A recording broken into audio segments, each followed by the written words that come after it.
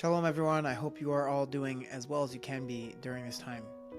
In the past few parshios, we have been so focused on Avram, Sarah, Yitzchak, and Rivka that we typically don't give Eliezer so much focus. But one of the reasons that I think we should actually give Eliezer a big focus is because the Avos and the Imos they're basically untouchable. If we want to try to understand who Avram and Sarah really were, and we want to understand who Yitzchak and Rivka were, and really truly understand their essence, so it's hard because they're out of our league. So, for example, imagine if I wanted to get a sense of what the greatest chess player in the world was like.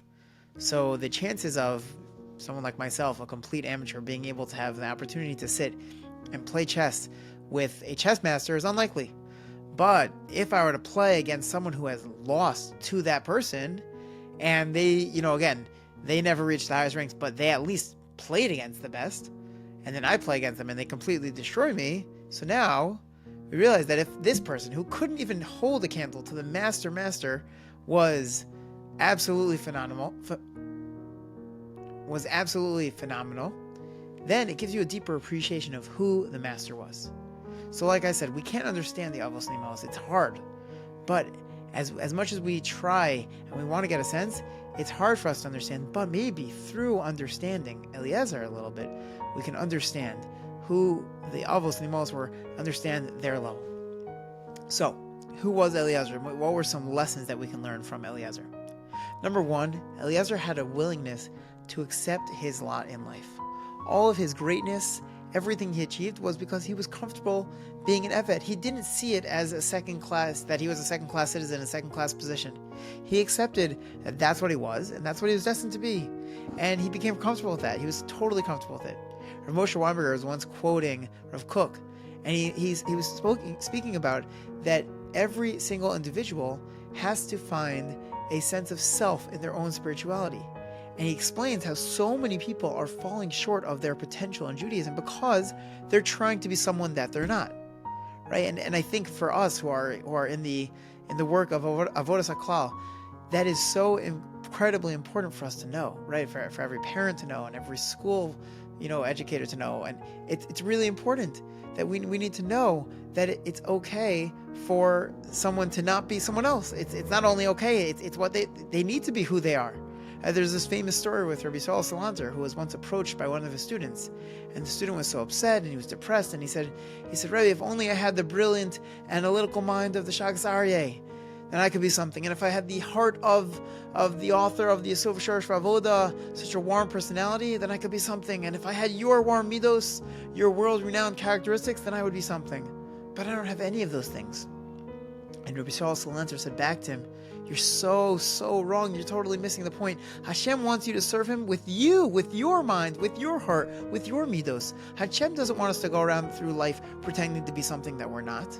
Right? In Berachot Torah in the morning, we give ourselves a bracha that we should be good at being ourselves. We say, "V'harev na Hashem Elokeinu as divrei sorascha b'finu." Make the words of the Torah sweet to us, meaning help us to be able to taste the sweetness. Let us enjoy the process. Let us find the part of the Torah that speaks to us.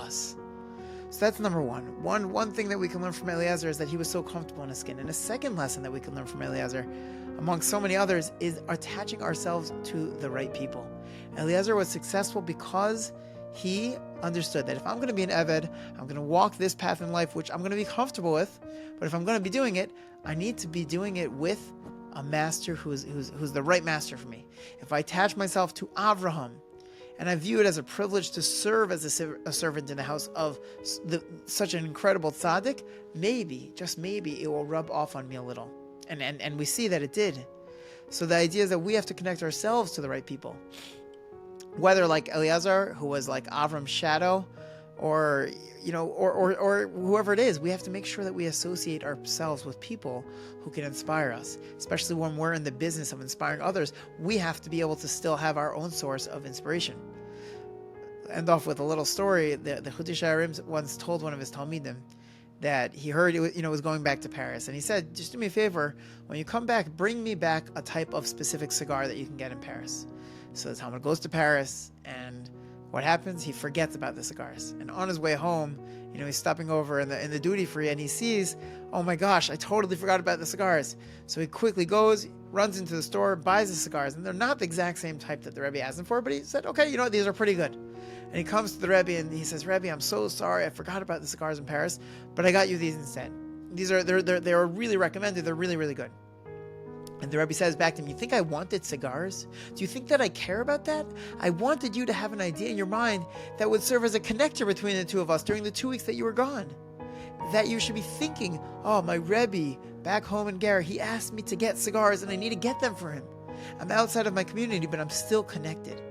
And in life, we go through so many different times when we're busy with different work, sometimes we get disconnected from those connections. And the question is what can we do to maintain that connection? We find ourselves in challenging situations, but we need to maintain that connection to the right people. And like we see with Eliezer, the second he left Avraham, he really so quickly lost that, right? Eliezer, who had so many incredible things, he had Kfitza Sederach, and he was known as a big tzaddik and maybe even a big Talmid Chacham, and his tefillos were answered. But right when he was out of Avram's house, what happened? Right away, he had a backup plan that if he would not find the girl to marry Yitzchak, his daughter would marry him. He says the word ulai, perhaps, maybe I won't find someone, right? And it's spelled in the way it's spelled, Aleph Lamed Vav Yud, and then when he repeats the story, the Vav is missing. Why? Because it says Eli, right? Rashi says that it's hinting to the fact that he was hoping that his daughter can marry Yitzchak. But why did that only happen when he was not with Avram? Because that was specifically it. The reason he didn't say it the first time around was because now he was away from Avram. He was by Lavan. And because he was not in Avram's presence, he didn't have that same connection anymore. So the two lessons, again, is number one is to be happy with our lot, and the second is to maintain those connections with the people that inspire us, to make sure that as we go out and as we go and work on helping to inspire others, we still maintain our connection to our source of our inspiration. And through this, hopefully, we will zocha to continue to spread the light to so many people, which is something that is so needed during these times. And Amir to Hashem, through that we'll have this chus to see the ending of this war in Eretz Yisrael, and Amir to Hashem see Mashiach come here. Have a great Shabbos.